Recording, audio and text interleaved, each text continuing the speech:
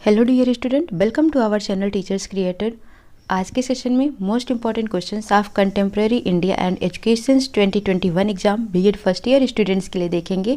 Mainly focus किया है मैंने सीआरएसयू एंड एमडीयू स्टूडेंट्स के लिए। बहुत सारे बच्चे क्वेश्चंस करते हैं मैम आईजीयू के लिए बनाइए, ठीक है। तो यहाँ पर मैं आपसे ये बोलती हूँ कि जो आईजीयू का मैंने बना रखा है पिछले साल का, वही आपके लिए इम्पॉर्टेंट है, क्योंकि जो प्रीवियस ईयर पेपर था वो भी सेम उसी पर ही क्वेश्चंस आए हुए थे, ठीक है। उन्हीं में से क्वेश्चंस लिया गया था। दैट मीन्स इंपॉर्टेंट क्वेश्चंस अगर आप उन्हें करके जाते हैं तो डेफिनेटली आप अच्छे नंबर ला सकते हैं, ठीक है।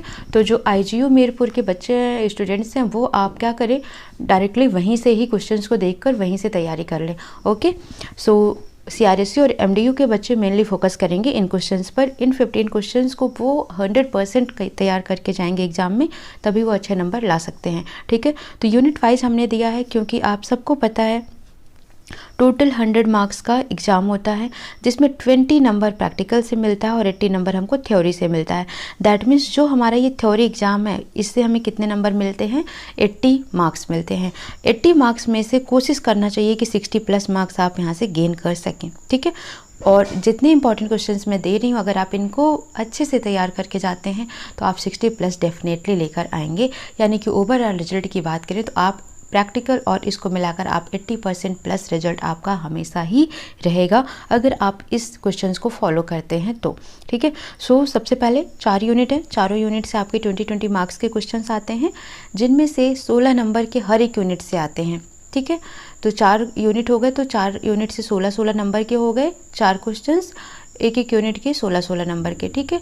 उसके बाद 4-4 नंबर जो होते हैं वो सॉल्ट आंसर लिखने को आ जाते हैं। तो इस तरीके से हर एक यूनिट, जैसे मैंने आपको ये बोला कि सबसे पहले क्या करना होता है, क्वेश्चन 1 जो आपका आता है वो आता है कि right short notes on these, ठीक है। 4 पॉइंट दिए होते हैं, यानी कि ABCD 4 क्वेश्चन दिए होते हैं, हर एक यूनिट के एक एक क्वेश्चन होते हैं और ये 4-4 नंबर के होते हैं, ठीक है। ये सभी 4-4 मार्क्स के होते हैं। तो इस तरीके से हर एक यूनिट के 4-4 मार्क्स आपको क्वेश्चन नंबर 1 में मिल जाते हैं, ठीक है। तो ये हो गया। उसके बाद जो हम देखते हैं कि सेक्शन वाइज करना होता है, 4 क्वेश्चन हमें और करने होते हैं जो 16 मार्क्स के होते हैं, जो सेक्शन वाइज करना होता है, ठीक है। यूनिट 1 के 2 ऑप्शन 2 क्वेश्चंस देंगे, उनमें से एक आपको करना होता है। यूनिट 2 के 2 क्वेश्चंस देंगे, एक करना होता है, जो कि 16-16 नंबर का होता है। तो जो आपको आता रहे आप उनको आसानी से कर दीजिए, ठीक है। तो यहाँ पर हम देखेंगे यूनिट 1 का सबसे पहला question, explain the role of education in empowerment of deprived sections of society. बहुत बार ये क्वेश्चन पूछा जाता है, क्वेश्चन थोड़ा घुमा फिरा देता है, बट क्वेश्चन आपका यही होता है, empowerment of deprived sections of society, यानी समाज के वंचित वर्गों के सशक्तिकरण में शिक्षा की भूमिका की विवेचना कीजिए, ठीक है। तो क्वेश्चन 1 आपको तैयार करके जाना है, डेफिनेटली तैयार करना है, क्योंकि ये रिपीटेड पूछा जाता है सीआरएसयू में भी, एमडीयू में भी। What are the policies, acts and educational provision given in the constitutions of India? भारतीय संविधान में दी गई नीतियाँ, धाराएं और शैक्षिक प्रावधानों की व्याख्या कीजिए। तो जो हमारा इंडियन कॉन्स्टिट्यूशन है उसमें बहुत सारे एजुकेशनल प्रोविजंस दिए हुए हैं, बहुत सारे एजुकेशन पॉलिसीज़ दी हुई हैं, बहुत सारे एजुकेशनल एक्ट दिए हुए हैं। तो इनके बारे में आपको एक्सप्लेन करना है, ठीक है। नेक्स्ट क्वेश्चन देखते हैं, what is right to education act 2009। ये जो आता है आपका नीड भी पूछ लिया जाता है, एडवांटेज भी पूछ लिया जाता है, इम्पॉर्टेंस भी पूछ लिया जाता है। तो बहुत ही इंपॉर्टेंट क्वेश्चन है ये आपके लिए। 4 मार्क्स का भी आता है, ये 16 मार्क्स का भी आता है। तो अच्छे से ही आपको तैयार करके जाना है इसे। What is right to education act 2009, throw light on its main feature. शिक्षा का अधिकार अधिनियम 2009 क्या है, इसकी मुख्य विशेषताओं पर प्रकाश डालिए। यूनिट 1 से ही अभी हम देख रहे हैं। क्वेश्चन नंबर 4 है, explain the priorities of educational development in India in current status of education. ये 4 मार्क्स में भी पूछा जाता है, ठीक है। 16 मार्क्स का भी पूछा जाता है, तो आपको जरूर तैयार करना है।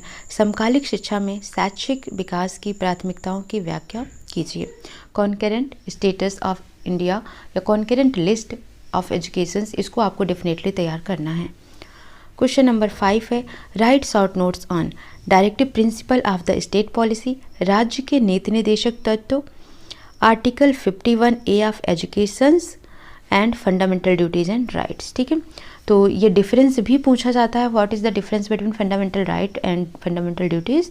आर्टिकल 51A ऑफ एजुकेशन, ठीक है, directive principles of state policy. तो इस तरीके से आपसे ये सॉल्ट में भी नोट्स पूछा जाता है। तो टोटल हमने 5 क्वेश्चंस दिए हैं, इन 5 क्वेश्चंस को आप तैयार कर लेंगे तो 16 + 4 यानी 20 मार्क्स का क्वेश्चंस आपका तैयार हो जाता है एकदम 100% गारंटी के साथ। नेक्स्ट है यूनिट 2। यूनिट 2 से भी हमें 20 मार्क्स का क्वेश्चन तैयार करना है।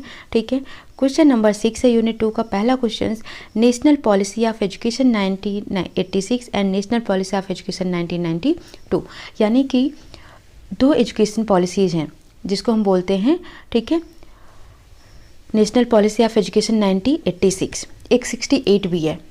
तो याद रखना आपको 68, 86, 92 इन तीनों के ही आपको प्रिपेयर करके जाना है। ठीक है, शिक्षा की राष्ट्रीय नीति 1986 और शिक्षा की राष्ट्रीय नीति 1992 और शिक्षा की राष्ट्रीय नीति 1968, इनके फीचर क्या हैं, ठीक है, इनके रिकमेंडेशंस क्या हैं, ज़रूर आपको पढ़ के जाना है। क्वेश्चन नंबर 7 है, secondary education commissions 1952 to 53 and Indian education commission 1964 to 66, जिसे बोलते हैं हम कोठारी कमीशंस। बहुत बार क्वेश्चंस पूछा जाता है, what is the recommendation of Kothari commissions, what is Kothari commissions, ठीक है, इंडियन एजुकेशन कमीशंस। तो इन दोनों टॉपिक्स को भी आपको कवर करना है, यानी कि क्वेश्चन नंबर 7 को भी आपको अच्छे से कंप्लीट करके जाना है। माध्यमिक शिक्षा आयोग और भारतीय शिक्षा आयोग यानी कोठारी कमीशन क्या है ये आपको, और इनके रिकमेंडेशंस क्या हैं, इनको तैयार करना है। क्वेश्चन नंबर 8 है, right a detail note on national curriculum framework 2005, राष्ट्रीय पाठ्यक्रम ढांचा 2000 पर विस्तृत टिप्पणी लिखिए। ये तो एक ऐसा टॉपिक है जो इसे आप तैयार कर लेते हैं तो फर्स्ट ईयर सेकेंड ईयर दोनों ही साल आपके हर एक एग्जाम में ये पूछा जाता है। तो कम्प्लीटली आप इसको NCF 2005 के नीड, ऑब्जेक्टिव, डायरेक्टिव प्रिंसिपल्स, ठीक है, गाइडिंग प्रिंसिपल्स, नीड, सब कुछ आपको इसकी पढ़ के जाना है कि है क्या ये NCF 2005।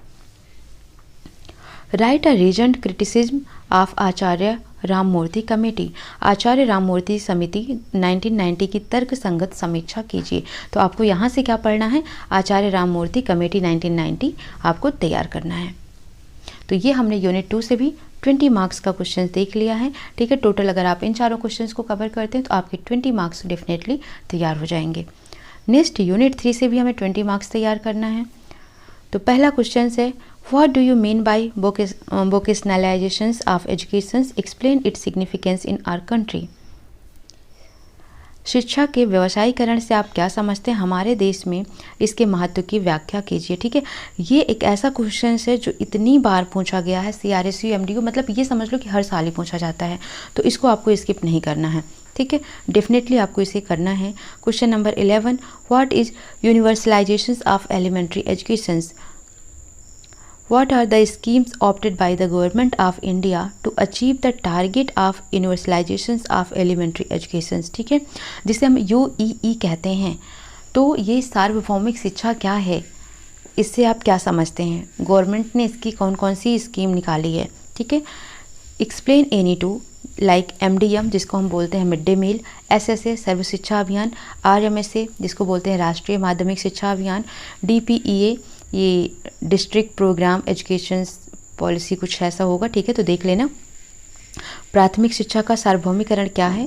प्राथमिक शिक्षा सार्वभौमिकरण से संबंधित मुद्दे जैसे MDM, SSA, RMSA और DPEP की व्याख्या कीजिए। ठीक है, तो ये 2 क्वेश्चंस हैं और एक ये है जो कि 4 मार्क्स का हर बार आता है, हर साल ही आता है। व्हाट इज़ 3 लैंग्वेज फार्मूला, त्रिभाषीय सूत्र क्या है? ठीक है, तो इन 3 क्वेश्चंस को यूनिट 3 से 3 क्वेश्चंस को आप पढ़ के जाएंगे, आप 100% अच्छे नंबर लेकर आएंगे। ठीक है, नेक्स्ट यूनिट 4 देखते हैं। यूनिट 4 में क्वेश्चन नंबर 13 है, what do you understand by integration between education and technology, elaborate it. ठीक है, शिक्षा एवं नवीन तकनीकी के एकीकरण से आप क्या समझते हैं, विस्तार पूर्वक वर्णन कीजिए। यानी यहाँ पर आपको एजुकेशन और टेक्नोलॉजी कंप्लीटली कवर करना है, क्योंकि क्वेश्चंस घुमा घुमा के इन्हीं पर ही पूछते हैं, एजुकेशन और टेक्नोलॉजी पर। ठीक है, तो आपको इसे कंप्लीट करना है, कवर करना है। Question number 14, What do you mean by new education reform? Describe their impact on educations. नए आर्थिक सुधारों से आप क्या समझते हैं? नए आर्थिक सुधारों का शिक्षा पर प्रभावों का वर्णन कीजिए। ये भी बार बार ही पूछा जाता है, मतलब ऐसे क्वेश्चंस पूछे जाते हैं ये वाले कि थोड़ा सा इनको रिपीट कर देंगे, घुमा देंगे, बट आंसर्स आपका वही रहना है, ठीक है? तो आपको परेशान नहीं होना है। क्वेश्चन नंबर 15 है, critically examine about reservations as an egalitarian policy. Egalitarian policies क्या होती हैं, यानी कि आरक्षण एक समतावादी नीति ये है के बारे में समालोचनात्मक मूल्यांकन कीजिए। ठीक है, तो reservation as an egalitarian policy ये 4 मार्क्स का भी आ जाता है, 16 का भी आ जाता है, तो आपको इसे तैयार करना है। Right short notes on democracy and educations, लोकतंत्र और शिक्षा। इन्फ्लुएंस ऑफ कल्चर और एजुकेशन, संस्कृति का शिक्षा पर क्या प्रभाव पड़ता है। ठीक है, तो ये टोटल 16 क्वेश्चंस हैं जिन्हें आपको डेफिनेटली 100% तैयार करके जाना है। उसके बाद अगर आपके पास टाइम है तो आप और पढ़ लें, अदरवाइज आप इतना ही पढ़कर जाते हैं तो आप अच्छे से अच्छे नंबर ला सकते हैं। बट आपको इनमें से कोई भी क्वेश्चन स्किप नहीं करना है, इसलिए नहीं करना है, हर एक यूनिट के जितने भी क्वेश्चन हैं वो इंपॉर्टेंट क्वेश्चन ही मैंने आपको प्रोवाइड कराया है। ठीक है, तो all the best for exam, अच्छे से तैयारी करना। कोई डाउट आता है कमेंट सेक्शन में आप मैसेज कर सकते हैं। ठीक है, कोई हेल्प होगी तो भी आप मैसेज कर सकते हैं कमेंट सेक्शन में।